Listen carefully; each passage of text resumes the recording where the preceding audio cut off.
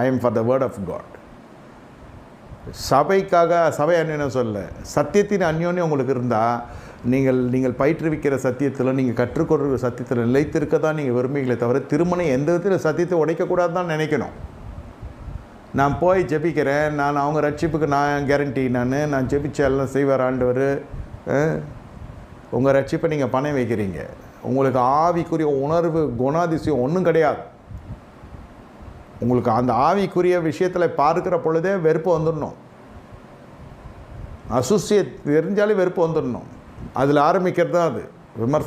விமர்சனத்தை பார்த்து பழக்கம்தான் அது. ஆவிக்குரிய ரீதியிலே அது ப்ளூ ஃபிலிம் மாதிரி, அது ஆவிக்குரிய வட்டாரத்திலே அது ஒரு ஆபாச படம் பார்க்குற மாதிரி, அந்த மாதிரி விஷயம். பேருடைய நிர்வாணத்தை குறித்து பேசுகிறதுக்கு பார்க்குறதுக்கு சமானம் தான் அது.